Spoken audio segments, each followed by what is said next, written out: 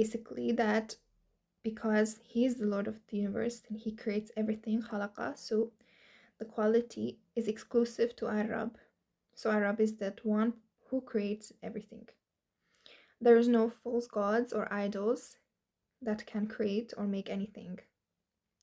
We can make anything, make many things, but we cannot create something out of nothing. So this is our limitation. Even though we are able to make certain objects, but we are limited in what we can do. Okay. And Allah subhanahu wa ta'ala created everything when there was nothing, and he created human beings in sand from a type of a cloth, like a tiny lump of flesh. So this is also described in these verses. So in the first 5, which was revealed to the Prophet first, sallallahu. And here in the verses, the 3rd and the 4th, our Rabb created everything, and it includes humankind. And he did this out of his own generosity, his own kindness, because he says, Lord is the most generous. The word for that is Al-Akram. Al-Akram, most honorable. So it's translated in different ways. One of his greatest blessings to us is our special ability to acquire knowledge. And knowledge could not be acquired if there was no tool with which to write, or our ability to use the pen gave us the power to acquire and then transmit knowledge from person to person, community to community, nation to nation, and generation to generation. So he teaches by the pen. This has more meanings. I'm going to go over a general meaning, and then inshallah we'll do a deeper meaning after. And all our knowledge comes from Allah subhanahu wa ta'ala. It is our nature to be curious. The more we try to find out about things, the more we learn. Our nature is to explore and learn. Learning is a gift from Allah subhanahu wa ta'ala. So when he says here, actually, that he teaches the human being and teaches by the pen and what he does not know, actually these are important things, because in Islam we are taught it's actually an obligation for the Muslim to learn, to study, and it's and so if you do it for the sake of Allah, it can be a form of worship as well. And it's our obligation to learn more and acquire more knowledge. It's a responsibility actually as a Muslim. So human beings learn many things, but many people are not thankful for it. So you can see from ayah 6, but indeed man transgresses.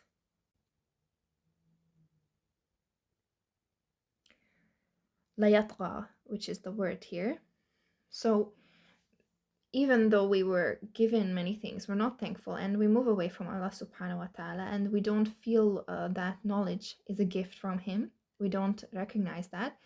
And people may feel they are smart and powerful if they can do everything, and that like they can do everything on their own. That's what their idea is, you know, because in ayah 7 he's saying that we see ourselves self-sufficient, so we don't, as if we don't need to rely on Allah at all, which is the astaghna, the self-sufficiency.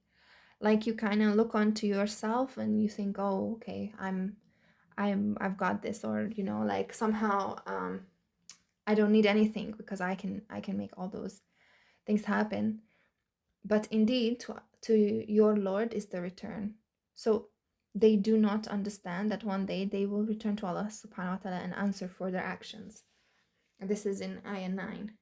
That we should reflect that even the knowledge which we have, it's all given by Allah. Even the creation is from Allah, even the knowledge is from Allah, and whatever we have physically and mentally, it's from Allah. So we should practice gratitude, practice alhamd actually, because hamd is not just a gratitude, it's praise as well. So praise and thank Allah for it, because actually all of those encompass the same. And I think it's very good for the modern person today, because there's a lot of in the West, there's a lot of this going around of like, you know, you can do it by yourself, and you're self-sufficient, don't rely on anyone, like you're, you know, and also like for women as well, like, you know, make it on your own and all these things. But from those equations, even though some of it is good because it's motivational, at least to say that don't just sit around but do something. That's important. That's also in Islam, but we always add it's from Allah. Even the Prophet Musa alayhi salam, he was once giving let's say his own khutbah version of his own like a lecture to people, and somebody, or they're asking him questions, and someone asks who's the most knowledgeable, and he replies alayhi salam that it's me, and Allah subhanahu wa ta'ala teaches him that he's wrong in that sense. He should have said, all this knowledge, it's from Allah subhanahu wa ta'ala. He should say that. And actually it shows him that there is another servant of his who knows some things which he does not, and this is when we have the Al-Kahf in the 18th surah. The Prophet Musa alayhi salam, he meets the servant of Allah and tries to learn from him and understand, and Allah does this to make him understand this lesson of knowledge. And actually, if you study Islamic studies, in the curriculum, they will have a section which will be all about knowledge, about the way that Islam looks at knowledge and how to acquire knowledge. And this we consider as a value and something important. So here then he goes into, have you seen the one who forbids a servant when he prays? This is 2 ayahs here, 9 and 10. These verses are about Abu Jahl, an enemy of Islam. He insulted Rasulullah sallallahu alaihi wasallam and tried to stop him from praying. Rasulullah sallallahu alaihi wasallam and the Muslims are servants of Allah, and we should listen only to Allah. So here this is more simple way of explaining, but here this is the context, and Allah is basically showing, because Abu Jahl is also somebody who was then he was thinking himself as somebody powerful, and he has ability to do many things. So he would, for example, he took that initiative to stop them from praying, which is not really his right to do so. So Allah is connecting those in this surah. So after that, have you seen if he is upon guidance or enjoins righteousness? Have you seen if he denies and turns away? Does he not know that Allah sees? These set of verses are about Abu Jahl and his supporters. Why did they oppose the Prophet ﷺ? Didn't they see that the Prophet ﷺ is truly guided? And wasn't Rasulullah ﷺ a righteous person? Do they not understand that he was someone who was righteous? And also, like he's questioning them, like, do you not understand that the Prophet ﷺ, he is upon guidance and he is actually righteous? And actually, it's interesting here in the surahs, because even from translation, sometimes you can get these double meanings. I think you can read this surah and at first you might think like, okay, the person we're talking about, the one who stopped the person from praying, that's the person we are asking, like, are they the righteous one? Are they on the right guidance? And I think that's interesting, because sometimes we might see people who would stop us from doing something good, but then should we even listen, because they're not, are they really on the right path? Are they really doing the right thing? I think it's a lesson for us, so that there is this, I think, two meanings that you can get from this verse, two different lessons and related to each other. But here we're talking about Abu Jahl and Rasulullah sallallahu alaihi wasallam, the context of them. And he's asking, would Rasulullah sallallahu alaihi wasallam reject the divine message and turn away from the truth? Did they not know that Allah watches whatever they do? Do they not understand that?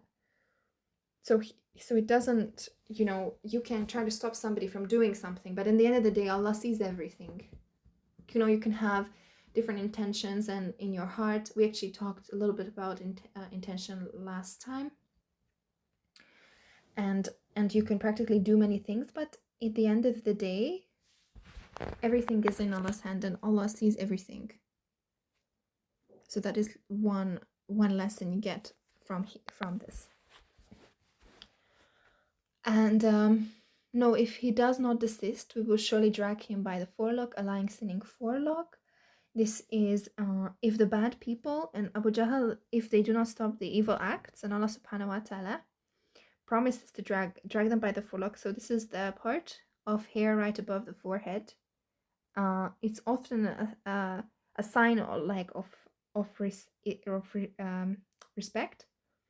So it is very insulting, basically.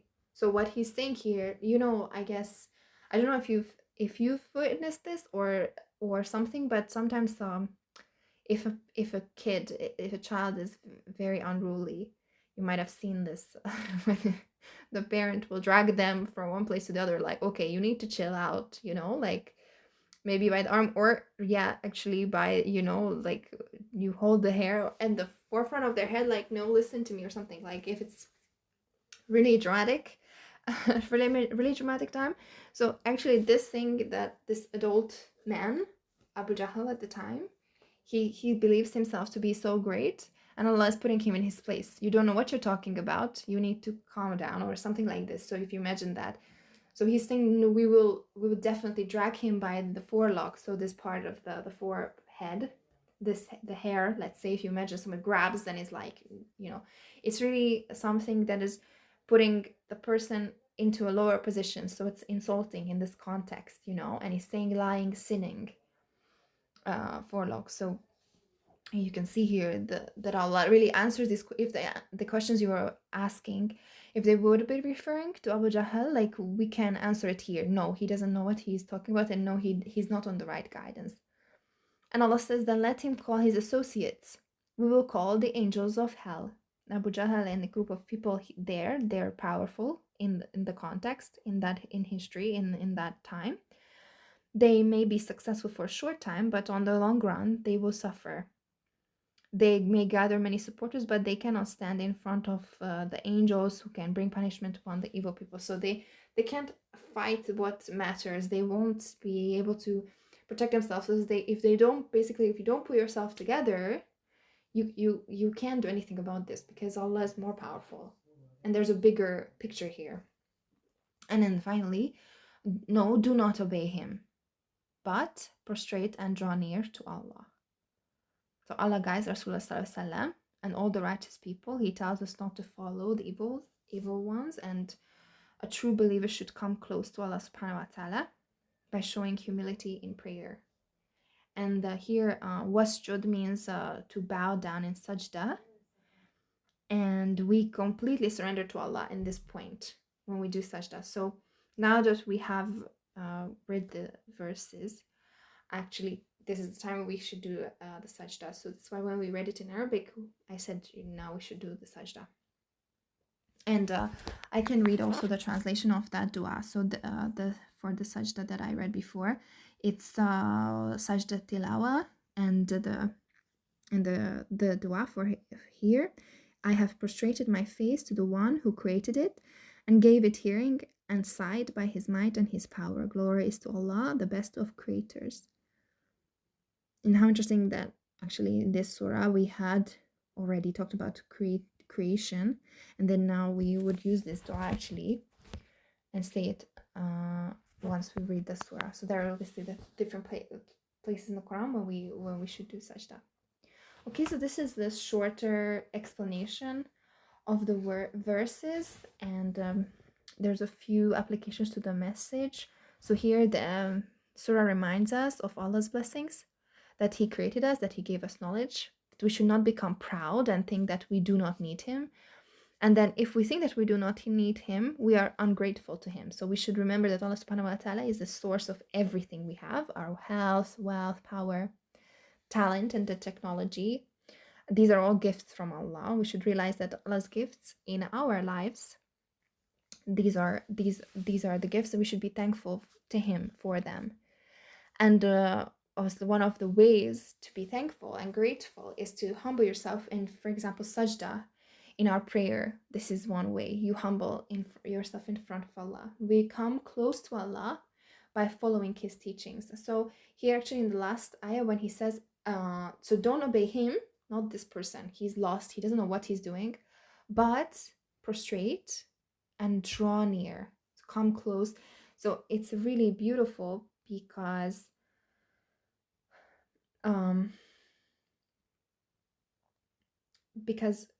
the sajda is the moment when you are the closest to Allah.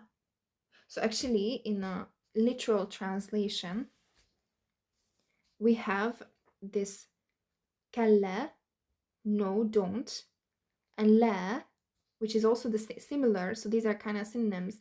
But because Allah says kalla, la, it's like really stressing, emphasizing, do not do whatever I'm about to tell you. Do not ever, don't do that. He says, tuti'hu, obey him. And then you're talking about obedience. And after this obedience, the concept of obedience, saying like, do not obey him. But Allah says, wasjudu, wasjud. So, but perform the sajda. So basically obey Allah, perform the sajda, follow his teachings. And we talked about knowledge and gaining knowledge, and Allah is teaching us. But perform sajda to him, obey actually Allah, and wasjud waqtarib, right? So here, draw near, and sorry, waqtarib. So here you should